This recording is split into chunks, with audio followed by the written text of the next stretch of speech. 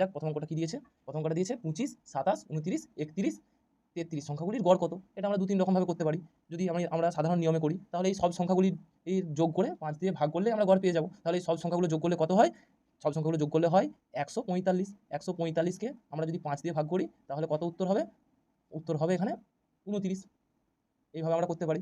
এরপর আমাদের তো কম্পিটিটিভ পরীক্ষা, তাহলে আমাদের কিছু শর্টে করতে হবে। এটা যদি আরও অনেক সংখ্যা দিয়ে দেয় আমরা করতে পারবো না। তাহলে দেখি এখানে যেহেতু 5টা সংখ্যা আছে, দেখো এখানে এখানে এখানে 25 আর 27 এদের মধ্যে পার্থক্য কত, 2। এরাও 27 আর 29 এদের পার্থক্য কত, 2। আবার 29 আর 31 এদের পার্থক্য 2। আবার 31 থেকে 33 এদের পার্থক্য 2। তাহলে আমরা দেখতে পাচ্ছি এরা সম পার্থক্যে রয়েছে।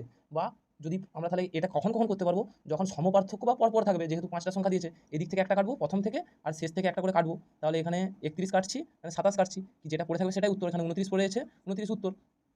আবার আরেকভাবে আমরা করতে পারি, আমরা যেটা জানি সেটা হচ্ছে যে আমরা যদি পরকে পর বা সমপার্থক্য থাকে, আমরা আগেই দেখে নিয়েছি সংখ্যাটি সমপার্থক্য রয়েছে, পার্থক্য এখানে 2, তার সঙ্গে সঙ্গে সমপার্থক্য রয়েছে। তাহলে সমপার্থক্য বা পরপর থাকলে আমরা কি জানি, প্রথম সংখ্যা প্লাস শেষ সংখ্যা সেইটাকে 2 দিয়ে ভাগ করলে আমরা উত্তরটা পেয়ে যাই। তাহলে এখানে আছে প্রথম সংখ্যা 25 প্লাস শেষ সংখ্যা কি আছে 33, এদেরকে 2 দিয়ে ভাগ করলে আমরা উত্তর পেয়ে যাব। তাহলে একে 2 দিয়ে ভাগ করলে এদের যোগফল 58, 2 দিয়ে ভাগ করলে 29।